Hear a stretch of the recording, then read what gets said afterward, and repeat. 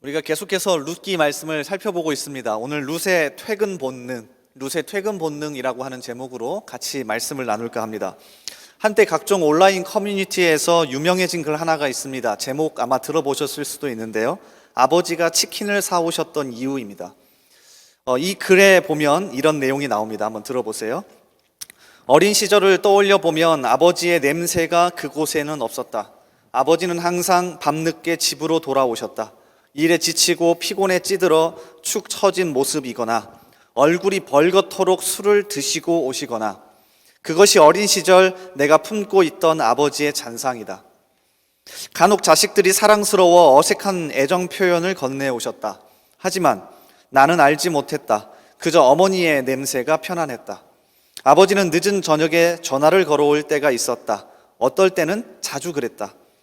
그러더니 아버지는 먹고 싶은 거 없어? 치킨 사갈까? 라고 말했다. 그 목소리는 평소에 들어본 적 없었던 아버지의 목소리였다. 무엇이 그리 신났는지 목소리는 한껏 들떠 있었다. 어린 나이였던 나는 그 말 한마디에 행복했다. 후라이드 치킨이라고 외치며 아버지가 집에 오기를 손꼽아 기다렸다. 오직 그때만 우리는 초롱초롱한 눈빛으로 아버지를 기다렸던 것 같다. 아버지도 그때는 유난히 행복해 보였다. 술을 많이 드셨는지 아버지에게서는 술 냄새가 진하게 풍겨왔다. 목소리도 격양됐고 동작도 커진 아버지는 자랑스럽게 치킨을 나에게 건넸다. 그러면 허겁지겁 치킨을 먹었다. 그날 있었던 온갖 일을 아버지에게 말하면서 치킨을 먹었다. 그 순간이 너무 좋았다. 그러면서 생각했다. 아빠가 오늘 기분이 참 좋은가 보다. 맨날 기분이 좋아서 이렇게 치킨을 사왔으면 좋겠다. 그로부터 시간이 한참 흘렀다. 나도 아버지처럼 직장인이 되고 돈을 벌고 가정을 꾸려서 아이들을 키우기 시작했다. 그렇게 나도 아이들의 아버지가 되어보니 알 것만 같았다. 아버지가 치킨을 사들고 왔었던 이유는 그날 기분이 좋았기 때문이 아니었다. 그날이 유독 힘들고 외로워서 아무것도 모른 채로 해맑게 자신이 건넨 선물로 기뻐하는 자식들의 모습을 보기 위해, 그들과 사소한 이야기를 나누며 지친 몸과 마음에 조금이나마 위로를 받기 위해 치킨을 사오셨던 것이다. 이 글을 읽으면서 눈에 들어온 몇 구절이 있었습니다. 그러면 허겁지겁 치킨을 먹었다. 그날 있었던 온갖 일을 아버지에게 말하면서 치킨을 먹었다. 그 순간이 너무 좋았다. 평소 무뚝뚝한 아버지였기 때문에 집에 퇴근해서도 일상의 대화를 나누기가 어려웠습니다. 그런데 치킨을 사오는 날이면 그 치킨을 앞에 놓고 같이 먹으면서 아주 평범한 일상의 사소한 이야기를 아이들도 다 토해놓고 아버지도 해놓았던 거죠. 그들과 사소한 이야기를 나누며 지친 몸과 마음에 조금이나마 위로를 받기 위해 치킨을 사오셨다. 아버지는 손에 치킨을 들고 가면서 기뻤을 겁니다. 평소에는 내가 잘하지 못하는 것, 그래도 이거 하나 자녀들에게 내어놓으면 오늘 그들과 평범한 아주 일상의 대화를 할 수 있지 않을까라는 그런 기대감으로 아마 집에 들어갔을 겁니다. 2014년 소천한 가수인 신해철 씨 아십니까? 이분의 노래를 제가 참 좋아합니다. 이유는 가사가 참 마음에 와닿아요. 그 중에 일상으로의 초대라고 하는 노래가 있습니다. 한 번은 아내에게 불려주려고 열심히 녹음하다가 도저히 들어주지 못해서 그냥 지워버리고 안 보내줬었는데요. 가사는 참 좋습니다. 내게로 와줘. 내 생활 속으로. 너와 같이 함께라면 모든 게 새로울 거야. 매일 똑같은 일상이지만 너와 같이 함께라면 모든 게 달라질 거야.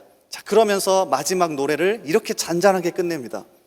해가 저물면 둘이 나란히 지친 몸을 서로에 기대며 그날의 일과 주변 일들을 얘기하다 조용히 잠들고 싶어. 별것 아닌 이 가사인데 굉장히 마음에 와닿았습니다. 그래서 자주 반복해서 들었던 기억이 있습니다. 해가 저물면 둘이 나란히 지친 몸을 서로에 기대며 그날의 일과 주변 일들을 얘기하다 조용히 잠들고 싶어. 저는 이 가사가 그날 잠들기 전에 중요한 하루 일을 나누며 앞으로의 핑크빛 미래에 대한 중요한 계획을 세우며 잠들었다가 아니라 그냥 사소한 이야기를 나누다 잠들었다라고 하는 이 가사가 너무 마음에 들었습니다. 왜냐하면 성경 속에서 일어나는 수많은 중요한 일들도 자, 이리 와봐라. 한번 앉아서 내일 중요한 일이 있으니까 우리 중요하게 얘기 한번 해보자 해서 이루어지는 것보다 아주 평범하게 오늘 룻이 밭에서 일하다가 퇴근해서 어머니와 나눈 일상적인 대화처럼 그냥 사소하고 평범한 하루 일과의 대화 중에서 하나님의 진리를 발견하고 하나님의 일이 벌어지고 또 내일이 생겨나고 그렇게 희망과 소망이 생겨나는 장면들이 많기 때문입니다. 우리는 특별한 것만 좋아합니다. 그래서 수련회나 특별 새벽 기도회나 특별한 날을 좋아하는지도 모르겠습니다. 물론 이런 날 가장 많은 은혜를 받는 것도 사실입니다. 그래서 안 나오시라는 얘기가 아닙니다. 특별 새벽 기도회를 하면 나오셔야 합니다. 수련회를 하면 나오셔야 하고 특별하게 1년에 한두 번 자리를 내어서 시간을 내어서 뭔가 한다면 여러분 기대하고 나오셔야 하죠. 그런데 훨씬 더 많은 은혜의 보물들을 하나님이 숨겨놓으신 것을 보면 아주 평범한 퇴근 후의 일상이라는 겁니다. 이 부분을 오늘 여러분과 같이 나누고 싶었습니다. 사실 룻기 2장과 3장을 넘어가는 오늘 이 부분을 여러분이 얼핏 잘못 읽어가시면 보아스라는 사람을 룻이 만나서 대박 사건이 일어난 거죠. 어머니, 제가 부자 한 명을 만났습니다. 이 부자를 꼬시면 우리 집안이 살아날 것 같습니다. 그래서 어머니가 이 얘기를 듣고는 잘됐다. 보아스는 우리 기업 물을 자 중에 가까운 사람이니 너와 나가 같이 계획을 세워서 한번 이 보아스를 꼬셔보자. 우리 집안을 한번 살려보자 라고 생각할 수도 있습니다. 그런데 그렇지 않습니다. 오늘 2장 마지막 부분을 잘 읽어보시면 보리추수 그리고 밀추수가 끝날 때까지 아주 잠잠하게 룻이 그냥 밭에서 일했던 것을 알 수 있습니다. 약 2달 정도 됩니다. 그러니까 오늘 대화를 나누고 바로 내일 보아스를 꼬시러 간 게 아닙니다. 우리는 잘못해서 하나의 로맨스의 이야기, 신데렐라와 같은 이야기로 룻의 이야기를 바라볼 수 있는데 룻은 그저 오늘 본문 말씀에서 아주 평범한 퇴근 후에 일상적인 대화를 나눴을 뿐이고 그 대화 도중 어머니와 나눈 깨달은 그 진리 하나 때문에 2달간 묵묵하게 주님께 소망을 두고 일했습니다. 그리고 나서 3장으로 넘어가는 겁니다. 이해가 되십니까? 이 장면을 여러분과 오늘 함께 나누고자 합니다. 도대체 룻과 나오미는 오늘 저녁 퇴근 후에 무슨 대화를 나눈 것일까? 그리고 두 번째는 도대체 그 대화 속에서 이 둘은 무엇을 발견한 걸까? 여기에 우리가 아주 평범한 일상을 살아가면서 하나님께 어떻게 은혜를 얻을 수 있는지에 대한 진리가 숨어 있습니다. 사실 오늘 여러분이 특별한 마음을 품고 오셨는 줄 압니다. 일주일에 한 번 같이 모여서 예배드리는 날이잖아요. 그런데 제가 여러분에게 오늘 소개해주고 싶은 건 나머지 6일 동안 아주 평범한 일상생활 속에서 주변 사람들과 나눌 수 있는 은혜입니다. 하나님이 여기에 많은 것을 숨겨놓으셨습니다. 그래서 이걸 붙잡고요, 같이 나머지 평범한 일상도 살아갈 수 있는 저와 여러분이 되기를 주님의 이름으로 소원합니다. 자, 일단 첫 번째는 룻과 나오미의 대화의 특징입니다. 룻과 나오미의 대화의 특징은 아주 평범하다는 데 있습니다. 평범하다 못해 너무 평범합니다. 잘 보십시오. 18절을 보십시오. 그것을 가지고 성읍에 들어가서 시어머니에게 그 주운 것을 보이고 그가 배불리 먹고 남긴 것을 내어 시어머니에게 드리매.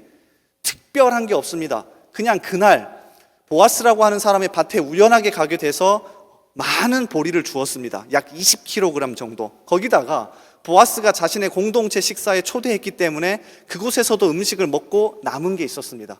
그래서 그 남은 음식을 싸왔고 자기가 거두어 주었던 20kg의 보리를 메고 그냥 가서 어머니에게 드린 겁니다. 여러분, 특별한 게 없습니다. 잘 보셔야 합니다. 그냥 아주 평범한, 어머니 제가 이거 20kg 주워왔고요, 제가 우연찮게 식사도 하게 돼서 남은 거 가져왔습니다. 한번 먹어보세요. 자, 이렇게 시작되는 겁니다. 처음부터 어머니 대박 사건입니다. 제가 엄청난 걸 물어왔으니까 어머니 앉아보세요. 이제 우리의 앞으로의 미래를 계획해 봅시다 라고 시작한 게 아니에요. 착각하지 말으셔야 합니다. 자, 그 다음 19절에서 시어머니 나오미가 먼저 대화를 시작합니다. 이렇게 시작하죠. 시어머니가 그에게 이르되 오늘 어디서 주었느냐? 어디서 일을 하였느냐? 너를 돌본 자에게 복이 있기를 원하노라 하니. 자, 이것도 전혀 특별하지 않습니다. 당연히 어머니, 시어머니 나오미가 룻에게 물어볼 수 있는 일상의 대화입니다. 아니, 많은 물건을 가져왔으니까 물어보는 겁니다. 야, 나오미, 룻아, 너 어디서 오늘 주었니? 어디서 일을 했니? 도대체 너를 도와준 사람은 누구야? 라고 하는 아주 평범하고 일상적인 대화를 한 겁니다. 자, 이해가 되십니까? 그리고 나서 대화가 계속해서 이어집니다. 이어지는 19절 후반부에 룻이 누구에게서 일했는지를 시어머니에게 알게 하여 이르되 오늘 일하게 한 사람의 이름은 보아스니이다 하는지라. 룻과 나오미의 대화는 아주 일상적이고 평범합니다. 한 가지 독특한 특징은 아주 피곤했을 룻이 어머니와 평범한 대화 나누는 것을 포기하지 않고 이어갔다는 겁니다. 저는 이 부분에서 많은 점을 보게 되었습니다. 왜냐하면 저 역시 일주일에 일을 하는 사람이고 여러분도 학교를 가든 어디를 가든 나갔다가 들어오는 사람이지 않습니까?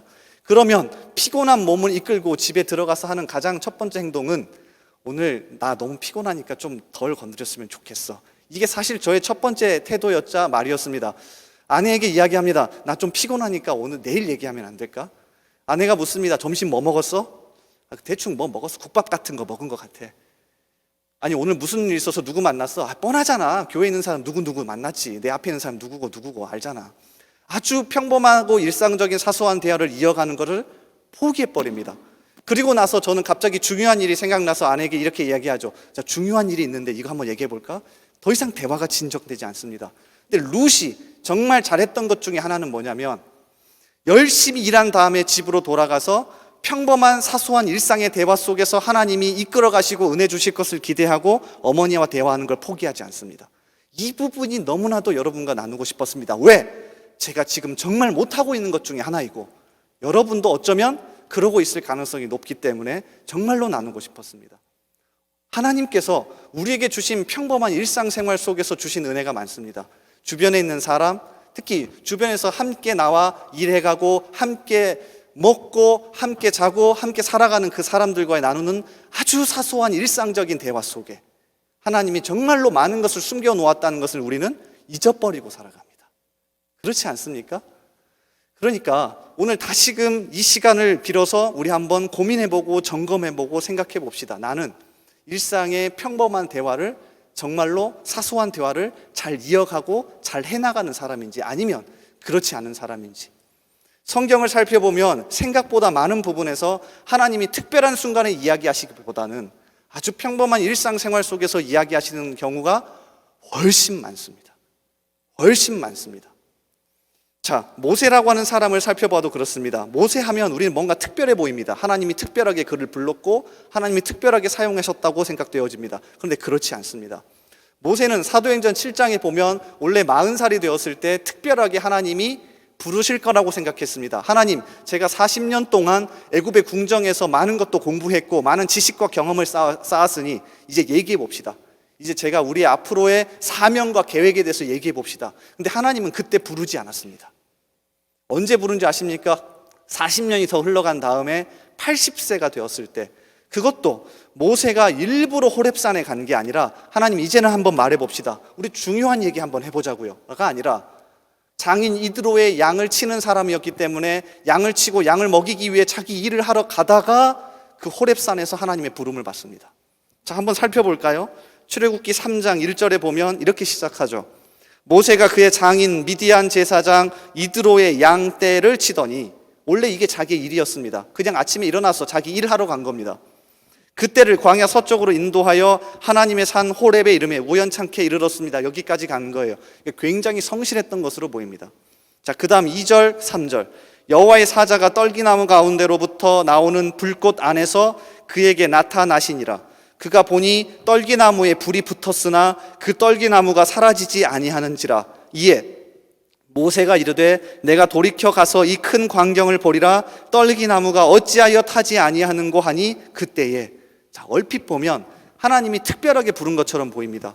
떨기나무에 불이 붙었고 떨기나무에 불이 붙은 이 기적적인 것을 통하여서 모세를 부른 것처럼 보이죠. 그렇지 않습니다. 호렙산 그리고 시내산은 건조한 돌로 된 산입니다. 그러니까 크고 작은 돌들이 산 꼭대기에서 굴러 떨어지면서 건조하기 때문에 마찰이 일어나서 불이 붙는 경우가 허다했습니다. 최근에도 우리 건조한 날씨 때문에 산불이 많이 일어나지 않습니까? 시내산과 호렙산은 자주 불이 일어납니다. 그런데 나무가 거의 없기 때문에 또 아주 작기 때문에 불이 붙어도 금방 꺼져버립니다. 그러니까 잘 생각해 보십시오. 모세 입장에서는 그날도 그냥 평범하게 양을 치러 호렙산에 갔습니다. 그리고 평소 건조한 산이었기 때문에 불이 붙는 걸 보고 오늘도 불이 붙었네 하고 지나가고 있습니다. 그런데 신기하게 오늘만큼은 나무가 계속해서 타지 않고 불이 붙어 있자 신기해서 그냥 한번 가본 겁니다. 그때 하나님이 말씀하십니다. 그때 하나님이 말도 안 되는 중요한 얘기를 하십니다. 내가 너를 이스라엘 구원하기 위하여서 부를 거다. 너가 바로 왕, 애굽의 왕 바로 앞에 갈 거다 라고 하는 말도 안 되는 중요한 이야기를 하십니다. 자, 그러면 한번 입장을 바꿔서 생각해 보겠습니다. 모세의 입장에서 모세가 앞으로 평생을 살아가면서 이 사건을 경험한 다음에 하나님에 대해서 또 일상을 대화하는 이 삶의 태도에 있어서 어떤 관점 하나가 새겨졌을까요? 그는 40세가 되어서 하나님과 중요한 얘기를 하려고 특별한 시간을 냈지만 그때 사명을 받지는 못했습니다. 그런데 80세가 되어서 아무것도 기대하지 않고 평범하게 자기의 일을 한 그 상황 속에서 아주 사소한 일을 하던 상황 속에서 하나님이 특별하게 부르시는 것을 경험합니다. 하나님의 특별한 진리와 은혜를 깨닫습니다. 모세에게는 이 태도 하나가 생겼을 겁니다. 특별한 시간도 중요하지만 하나님은 나의 평범한 일상의 아주 사소한 대화와 일 중에서 어떻게 해요? 찾아오시고 역사하시는구나. 주일날 교회에 와서 목장 모임을 할 때만, 주일 이 시간에 예배 드릴 때만 앞에서 선포되어지는 말씀을 통해서만 하나님이 말씀하시는 게 아니라 내일부터 시작될 여러분의 아주 일상적인 대화와 일들 중에서 여러분이 만나는 사람들을 통하여서 여러분이 겪게 될 아주 작은 사소한 일을 통하여서 하나님이 말씀하실 수도 있다고요. 여러분이 이 의식을 가지고 살아가셔야 합니다. 저는 모세가 앞으로 40년을 더 살고 120살에 죽잖아요. 나머지 40년을 이렇게 살았을 거라고 생각합니다. 실제로 민수기와 신명기를 읽어보면 모세는 안식일에만 하나님을 만난 게 아니라 평범한 일주일 내내 하나님과 사소하게 대화도 하고 진리를 깨닫기도 하고 주변 사람들과 대화하다가 진리를 깨닫기도 합니다. 이 부분을 여러분이 놓치시면 안 됩니다. 그래서 성경 모세뿐만 아니라 수많은 사람을 하나님이 일부러 이렇게 부르십니다. 엘리사라고 하는 사람을 한번 살펴볼까요? 여러분 현재 구약 성경 개관반을 듣고 계신 분 아마 열왕기 상하를 열심히 읽고 계시는 줄 믿습니다. 그렇죠? 열왕기 상에 보면 17장부터 엘리야라고 하는 선지자가 나옵니다. 아합 왕과 여러 가지 이야기가 있는데 그렇게 22장에서 아합 왕이 죽고 넘어가서 열왕기하 1장에 가면 엘리야가 하늘로 올라가고 엘리야의 이야기가 끝이 납니다. 그리고 이 엘리야 선지자의 뒤를 이어서 누가 등극합니까? 엘리사라고 하는 사람이 후계자로 나옵니다. 자, 그러면 엘리사가 어느 상황에서 어떻게 후계자로 하나님께 부름을 받아야 합니까? 굉장히 특별하게 임명을 해야 되는 것 아닙니까? 당시에는 선지 학교가 있었습니다. 그냥 선지자가 나온 게 아니라 선지 학교에서 선지자들을, 예비 선지자들을 가르치고 말씀을 가르치고 예배도 하고 여러 가지 것들을 통하여서 선지자가 나왔습니다. 그러면 하나님께서 엘리야의 뒤를 이어서 엘리사라고 하는 선지자를 부르실 거면 그 선지 학교에서 특별하게 기도를 하고 있거나 아니면 특별하게 예배를 하고 있거나 말씀을 가르칠 때 엘리사야, 너가 엘리야의 뒤를 이어서 다음 선지자가 되어라, 이렇게 말씀하셔야 되는 것 아닙니까? 그런데 아주 독특하게도 엘리사는 자기의 집에서 자기 밭을 갈고 있을 때 부름을 받습니다. 이건 하나님이 일부러 이렇게 하신 게 분명합니다. 선지 학교에서 공부하고 있을 때, 선지 학교에서 기도하고 있을 때 하나님 부르실 수도 있는 것 아닙니까? 아니, 예를 들면 여러분이 예배를 마치고 있다가 기도하실 때 하나님이 특별하게 은혜를 주시고 말씀하실 수도 있는 것 아니에요. 그런데도 밭을 갈고 있을 때 아주 평범하게 오늘은 밭 좀 갈아야겠다 해서 자기 밭을 갈고 있을 때 갑자기 하나님이 나타나시더니 너가 엘리야의 후계자가 될 거야 라고 이야기하십니다. 엘리사는 확실합니다. 평생을 그 이후에 살아가면서 특별한 때만 아니라 평범한 일상의 대화와 사소한 일 속에서도 하나님이 역사하신다는 것을 머릿속에 두고 살았을 겁니다. 이뿐만이 아니죠. 신약 성경에 보면 예수님이 그의 제자들을 부르실 때도 마찬가지입니다. 만약에 제가 예수님이었으면 저의 제자를 부를 때 눈여겨보다가 여러분이 기도하고 있을 때나 아니면 제가 양육을 시킬 때나 그 이후에 쓸만하면 불렀을 것 같습니다. 그런데 일부러 어떻게 이렇게 되는지 모르겠지만 예수님은 그들이 평범한 자신의 일상생활 속에서 일하고 계실 때 부릅니다. 마가복음 1장 16절, 갈릴리 해변으로 지나가시다가 시몬과 그 형제 안드레가 바다에 금을 던지는 것을 보시니 그들은 어부라. 그때 제자로 부릅니다. 아마 이 두 제자도 굉장히 당혹스러웠을 겁니다. 안식일에 회당에서 예수님이 말씀 읽고 가르치실 때 불렀으면 얼마나 좋습니까? 또는 이들이 가끔 기도할 때 불렀으면 얼마나 좋습니까? 그런데 어부로서 일하고 있을 때 하나님이 부르십니다. 조금 더 내려가면 세베대 아들 야고보와 요한도 그렇게 부르십니다. 조금 더 가시다가 세베대의 아들 야고보와 그 형제 요한을 보시니 그들도 배에 있어 그물을 깁는데 그때 또 제자로 부르십니다. 이해가 되십니까? 쉽게 얘기해 볼까요? 여러분이 그냥 밥 먹고 있을 때, 여러분이 집에서 가족과 이야기하고 있을 때, 친구와 이야기하고 있을 때 하나님이 진리를 깨닫게 하고 부르실 수도 있다는 거예요. 이뿐만이 아닙니다. 한 장 더 넘어가 보면 마가복음 2장 14절에서 마태 또는 레위라고 불리우는 제자를 부르실 때도 아주 독특하게 그가 세리로서 세관에서 일하고 있을 때 부릅니다. 또 지나가시다가 알페오의 아들 레위가 세관에 앉아 있는 것을 보시고 그에게 이르시되 나를 따르라 하시니 일어나 따르니라. 그러니까 오늘 말씀도 마찬가지 성경 속에서 계속해서 이러한 일들이 반복해서 일어나는 건 하나님이 우리에게 명확하게 주시고자 하는 바가 있는 겁니다. 특별한 때에만 하나님을 찾아서 만날 수 있는 게 아니라는 겁니다. 교회 밖에서도, 여러분의 일상의 가정에서도, 학교에서도, 직장에서도 어떤 순간에서든지 간에 사소한 대화와 일상 속에서 하나님을 말씀하실 수 있다는 거예요. 여러분이 귀를 열어놓으십시오. 여러분의 일상을 포기하지 마십시오. 하나님은 어느 순간에든지 여러분에게 깨닫게 하시고 말씀하실 겁니다. 여러분이 그 마음을 좀 여셨으면 좋겠어요. 일주일은 그냥 닫아놓고 살다가 주일날 와서 정말로 이 짧은 시간에 어떻게든 한번 들어보려고 하나님 말씀하십시오, 말씀하십시오, 말씀하십시오 한 다음에 안 들리면 하나님 오늘도 말 안 했네 라고 목장에서도 할 말 없으니까 묵묵부담으로 가다가 그냥 돌아가겠죠. 그런데 일주일을 여러분의 사소한 일상생활 속에서 하나님을 만나고 깨닫기 위해 노력하며 사신다면 하나님은 분명히 말씀하실 거고요, 하나님은 정말로 많은 것을 깨닫게 하실 거고, 여러분이 오늘 목장 모임을 할 때 나눌 게 많으실 겁니다. 그렇지 않습니까? 그래서 항상 저는 목장 질문지 1번을 여러분의 일주일 동안의 삶을 나누게 합니다. 아마 잘 안 하실 겁니다. 할 말도 없고 같이 서로 어차피 겹치는 부분도 없고 그렇지 않습니까? 중요합니다. 여러분의 일상을 나누시고요, 여러분의 평범한 일상생활 속에서 하나님이 말씀하시는 걸 경험하시길 바랍니다. 그래서 필립 얀시라고 하는 사람, 복음주의 영성의 대가이자 기독교 작가인데 이분이 글을 참 잘 쓰긴 하는데요, 이 일상과 평범한 대화 속에서 부르시는 하나님의 이야기를 현대판으로 재해석해서 아주 독특한 글 하나를 썼습니다. 재미없을 수도 있는데 한번 들어보세요. 윌리라는 청소부가 있었습니다. 그는 가난했습니다. 하지만 그는 하나님을 사랑했고 성실했습니다.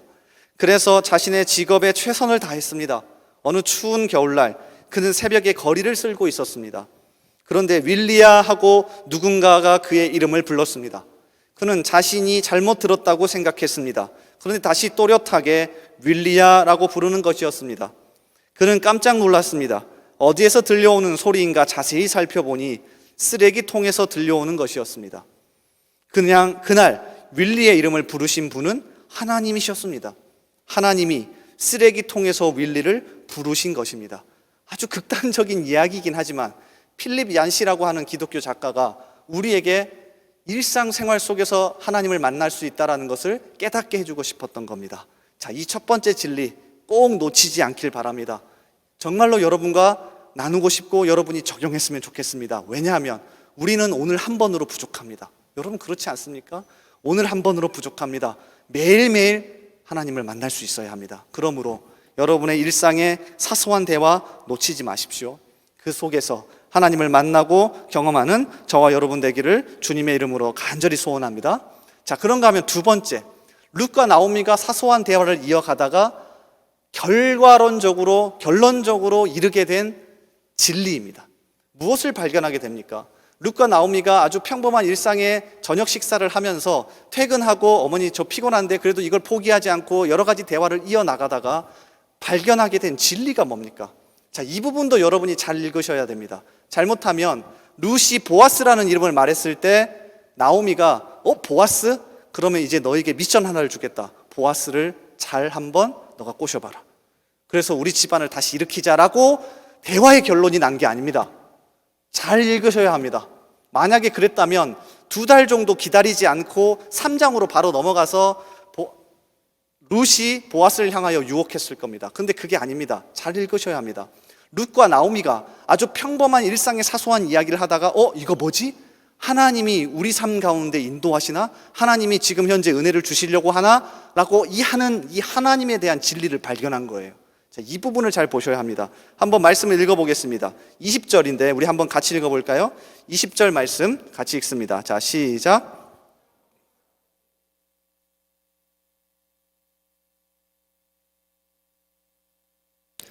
은혜 베풀기를 그치지 아니하도다 하고 나오미가 또 그에게 이르되 그 사람은 우리와 가까우니 우리 기업을 물을 자 중에 하나이니라 하니라. 룻과 나오미의 대화의 결론은 여기에 있습니다. 보아스가 아니라 기업 물을 자에 대한 주제로 끝이 나는 겁니다. 이해가 되십니까? 룻과 나오미가 아주 평범한 일상의 대화를 합니다. 오늘 어디서 밥을 먹었니? 어디서 이삭을 주었어? 누구의 것이니? 이런 얘기를 하다가 보아스라는 사람 이름이 나왔고, 보아스를 꼬시자가 아니라 보아스는 우리의 기업 물을 자 중에 가까운 사람이야 라고 하는 주제로 끝이 납니다. 그러면 기업 물을 자가 도대체 무엇이길래 이 결론으로 희망과 소망을 얻고 약 2달 동안 아무것도 하지 않고 그냥 묵묵하게 자신의 일을 하면서 기다렸을 걸까요? 기업 물을 자에 대해서 조금 알기 위해서는 레위기와 신명기에 나와 있는 이 부분의 제도를 좀 알 필요가 있습니다. 아마 처음 들어보셨을 분도 있고 익숙하지 않을 건데요. 기업 물을 자 또는 히브리어로 고엘이라고 합니다. 일단 이것을 알려면 하나님이 이스라엘 백성들에게 땅을 주셨을 때의 제도를 좀 아셔야 합니다. 가나안 땅에 들어가면 12지파에게 제비 뽑아 땅을 분배해서 나눠주셨습니다. 그러면서 이렇게 얘기합니다. 그 땅은 너희에게 기업이 될 거다. 너희에게 분깃이 될 거다 하고 땅을 나눠주셨습니다. 정확하게 얘기하면 하나님과 그의 자녀 사이에 땅으로 묶여 있는 겁니다. 자, 이해가 되십니까? 오늘날도 그랬으면 좋겠죠. 여러분에게 아파트나 땅 하나씩 주면서 하나님이 그걸로 묶어 놓는 겁니다. 얼마나 좋겠습니까? 근데 하나님께서 이스라엘 백성들에게 가나안 땅을 주면서 땅을 분깃으로 주면서 자신과 그 자녀 사이를 묶어 놓은 겁니다. 그러면서 아주 독특한 규정 2가지를 주십니다. 첫 번째, 레위기 25장 25절입니다. 띄워주실래요? 자, 레위기 25장 25절 제가 읽어드릴 테니 한번 잘 따라오세요. 만일 내 형제가 가난하여 그의 기업 중에서 얼마를 팔았으면 그에게 가까운 기업 물을 자가 와서 그의 형제가 판 것을 물을 것이요. 독특합니다. 하나님이 주신 땅인데 이 땅을 가지고 있다가 나중에 형편이 어려워서 이 땅을 팔아버렸습니다. 그러면 내 땅이 없어지는 것 아닙니까? 그런데 없어지지 않습니다. 반드시 자신과 가장 가까운 친족 중에 한 명이 그 땅을 다시 사와서 원래 주인에게 돌려주어야 했습니다. 이해가 되세요? 그러니까 이 제도가 잘 운영됐다면 항상 땅은 그대로였을 겁니다. 여러분 이해가 잘 안 되십니까? 항상 땅은 그대로였을 거예요. 예를 들어서 요 앞에는 용민이가 땅을 팔아버렸습니다. 저에게 팔았어요. 근데 도균이가 가장 가까운 기업 물을 자예요. 그럼 도균이가 자신의 돈을 들고 와서 나에게서 땅을 다시 사서 용민이에게 돌려주는 겁니다. 그러니까 항상 땅은 그대로인 겁니다. 하나님이 일부러 땅을 분깃으로 만들어서 그 사람과 절대 없어지지 않도록 묶어 놓았습니다. 자, 이게 첫 번째 원칙이었습니다. 자, 그러면 이 기업 물을 자라고 하는 제도, 고엘이라고 하는데 이걸 통하여서 그들이 깨닫게 된 건 뭘까요? 하나님과 우리는 절대 떨어질 수 없이 연결되어 있구나. 자, 이걸 깨달은 겁니다. 그리고 또 하나의 제도 하나가 있습니다. 그것은 신명기 25장 5절에서 6절에 나오는데요. 자, 제가 읽어드릴게요. 형제들이 함께 사는데 그중 하나가 죽고 아들이 없거든 그 죽은 자의 아내는 나가서 타인에게 시집가지 말 것이요 그의 남편의 형제가 그에게로 들어가서 그를 맞이하여 아내로 삼아 그의 남편의 형제된 의무를 그에게 다하 행할 것이요 그 여인이 낳은 첫 아들이 그 죽은 형제의 이름을 잊게 하여 그 이름이 이스라엘 중에서 끊어지지 않게 할 것이니라. 조금 어려운 말로 형사취수제라고 합니다. 형이 죽었습니다. 취수, 그럼 형수를 취하는 제도를 이야기합니다. 무슨 얘기냐면 자녀가 없이 형이 죽었을 경우에 형수를 그 아래에 있는 동생이 가족으로 맞아서 자녀를 낳게 해서 그 땅을 계속 기업 물을 수 있도록 해준 겁니다. 그 땅이 계속해서 그 자녀와 그 가족에게 묶여 있을 수 있도록 만든 제도입니다. 하나님이 가나안 땅을 이스라엘 백성들에게 주시면서 두 가지 아주 재미있는 규정을 넣어주시는 겁니다. 절대로 땅을 떨어뜨릴 수 없게 했습니다. 자, 이해가 되세요? 그래서 이규현이라고 하는 수영로교회 담임 목사님은 자신의 책 내 인생에 찾아온 헤세드에서 이렇게 이야기했습니다. 당시 집안의 남자 가장이라면, 당시 이스라엘의 남자라면 누구든지 잠재적 기업 물을 차였다. 누구든지 잠재적 고엘이었다. 항상 눈에 불을 켜고 옆에 있는 사람이 땅을 팔아버리면 가서 다시 사서 돌려줘야 할 의무를 가지고 있었다는 거예요. 이게 정말 재미있지 않습니까? 아주 흥미로운 제도입니다. 그러니까 룻과 나오미가 오늘 저녁 식사를 하면서 이 대화를 이어간 겁니다. 어머니, 제가 보아스를 만났습니다. 돈 좀 많은 것 같은데 어떻게 해볼까요가 아닙니다. 나오미가 야, 그 사람 기업 물을 자 좀 가까운데 내가 어떻게 해봐라, 이 얘기를 나눈 게 아닙니다. 정확하게 룻기를 계속 읽어보시면 룻과 나오미, 특히 나오미에게 가장 가까운 기업 물을 자는 보아스가 아닙니다. 다른 사람이 있습니다. 근데 이 사람이 포기하자 보아스가 나선 겁니다. 그러니까 나오미와 룻은 이 평범한 일상의 대화 속에서 계속 이야기를 나누다가 어떤 결론에 이른 겁니까? 우리 기업 물을 자 고엘이라는 제도가 있는데, 형사 취수제라고 하는 제도가 있는데, 이거는 하나님이 땅으로 우리와 절대로 떨어지지 않도록 묶어놓은 거야. 룻아, 너가 보아스의 밭에 간 거는 뭔가 의미가 있는 것 같다. 하나님이 우리를 땅으로 묶어놓아서 절대 떨어뜨리지 않은 것처럼 계속해서 뭔가 은혜 주시고 인도에 가실 거라고 하는 희망이 있는 것 같다. 우리 힘을 내보자 라고 하는 대화의 결론을 낸 겁니다. 실제적으로 신명기 말씀을 계속 읽어보면 그래서 하나님은 이스라엘 백성들을 향하여서 이렇게 이야기하십니다. 자, 제가 말씀 읽어드릴게요. 신명기 4장 20절, 여호와께서 너희를 택하시고 너희를 쇠 풀무불 곧 애굽에서 인도하여 내사 자기 기업의 백성을 삼으신 것이 오늘과 같아도, 무슨 얘기인 줄 아십니까? 너는 내 기업이야. 떨어질 수 없어. 신명기 9장 29절, 그들은 주의 큰 능력과 표심팔로 인도하여 내신 주의 백성 곧 주의 기업이로소이다 하였노라. 신명기 14장 2절도 마찬가지예요. 나는 내 하나님 여호와의 성민이라, 여호와께서 지상 만민 중에서 너를 택하여 자기 기업의 백성으로 삼으셨느니라. 기업 물을 자 고엘 제도를 통해서 이스라엘 백성들이 끊임없이 이 대화하기를 원하셨습니다. 우리는 하나님과 묶여 있다. 만약에 너가 땅을 팔아버렸으면 내가 가서 찾아줄 거야. 너를 하나님과 다시 묶어놓을 거야. 이 이야기를 하는 겁니다. 룻과 나오미가 이 희망을 찾은 거예요. 잘 한번 생각해 보겠습니다.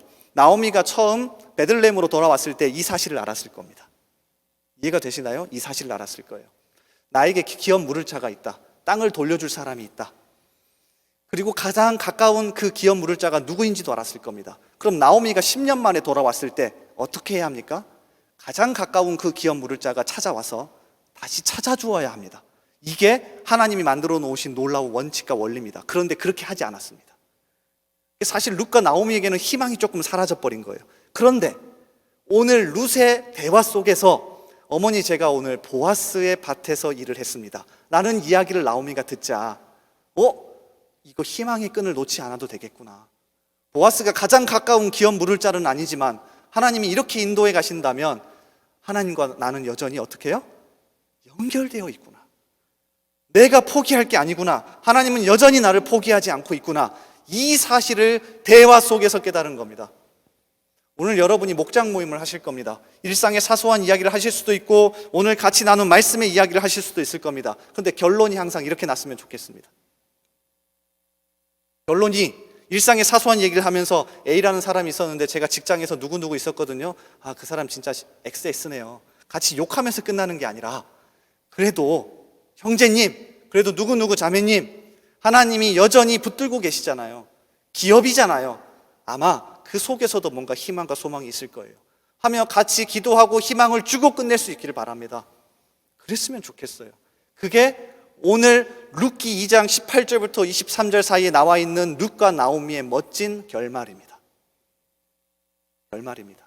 이 사실을 보지 못했기 때문에 룻기는 기독교 역사상 가장 홀대받은 책 중에 하나입니다.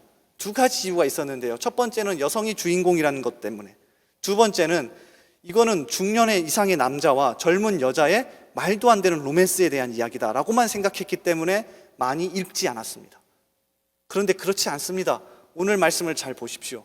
아주 평범한 일상의 대화 속에서 하나님이 여전히 우리를 놓치지 않고 있다는 사실을 깨닫게 됩니다. 너무 중요합니다. 그래서 사실 저도 여러분에게 중요한 얘기, 진지한 이야기로 먼저 들어가려고 하기보다는 굉장히 시덥지 않은 이야기를 하면서 여러분과 친해져 보려고 노력하는데 쉽지는 않은 것 같습니다. 괜히 시덥지 않게 오늘 뭐 먹었니? 뭐 했니? 라고 하는 이야기를 하면서 여전히 여러분을 하나님이 놓지 않고 싶다는 걸 알려주고 싶었던 겁니다. 우리 사이에 이런 모습들이 많아질 수 있기를 바랍니다. 정말로 이런 평범한 일상의 대화 속에서 같이 말을 나누고 하나님이 여전히 여러분을 놓지 않고 있다는 사실을 깨달을 수 있다면 멋진 공동체가 될 거라고 생각합니다. 한 사람의 이야기를 소개하며 마칠까 하는데요. 다윗입니다. 오늘 말씀을 읽으면서 정말로 생각났던 한 사람이 다윗인데요. 다윗 역시 룻과 같이 아주 피곤한 하루의 일상을 산 다음에 그 이야기의 마지막을 이렇게 기록해 놓았습니다. 역대상 16장 43절에 보면 아주 힘든 하루를 산 다윗이 너무나도 집에 가고 싶어 했던 장면을 이렇게 소개해 놓습니다. 역대상 16장 43절, 이에 뭇 백성은 각각 그 집으로 돌아가고 다윗도 자기 집을 위하여 축복하려고 돌아갔더라. 저는 이 장면이 정말 인상 깊었습니다. 어떤 장면이냐면 역대상 16장은 잃어버렸던 하나님의 언약궤를 다시 예루살렘으로 모셔오는 장면입니다. 원래 다윗이 1차로 사람들을 보냈는데 우사라고 하는 사람이 하나님의 언약궤에 손을 댔다가 죽어버립니다. 다윗이 너무 긴장하고 두려운 나머지 오베데돔이라는 사람의 집에 머물게 했고 그 집에서 약 3개월을 하나님의 언약궤가 있었습니다. 근데 그 오베데돔의 집이 축복받는다는 소식을 듣고 다윗이 이번에는 더 철저하게 계획을 해서 사람들을 보냅니다. 그리고 이 하나님의 언약궤를 모셔오던 날이었어요. 여러분 이 부분을 읽어보시면 다윗이 정신적으로도 긴장했고 육체적으로도 너무나도 춤을 많이 추고 예배했기 때문에 아주 힘든 날이었을 겁니다. 그러니까 저로 치면 주일 저녁 정도 돼요. 저는 주일 저녁에 집에 가면 아내에게 첫 마디가 이렇게 얘기합니다. 당신아 오늘 너무 힘들어서 내일 얘기하자. 내일 좀 얘기하면 안 될까? 일단 오늘 치킨을 먹고 내일 얘기했으면 좋겠다. 제가 항상 이러거든요. 근데 다윗은 아주 피곤했을 그날 백성들을 자기 가정에 돌려보냅니다. 이제 집에 가서도 가족들과 함께 평범한 일상의 대화를 이어가라. 그리고 자신도 집에 돌아가서 여기 정확하게 축복하려고라고 되어 있는데 집에 돌아가서 그날 있었던 일들, 그날 있었던 여러 가지 사소한 일들을 이야기하며 하나님의 축복을 이야기하고 싶었던 거예요. 이거 놓치지 맙시다. 공부 여러분 바쁘신 건 압니다. 직장 바쁘신 거 알아요. 피곤한 것도 압니다. 그런데 하나님께서 우리에게 허락하신 평범한 사소한 대화와 축복을 포기하지 않았으면 좋겠습니다. 이걸 붙잡고 살아가는 저와 여러분 되기를 주님의 이름으로 간절히 소원합니다.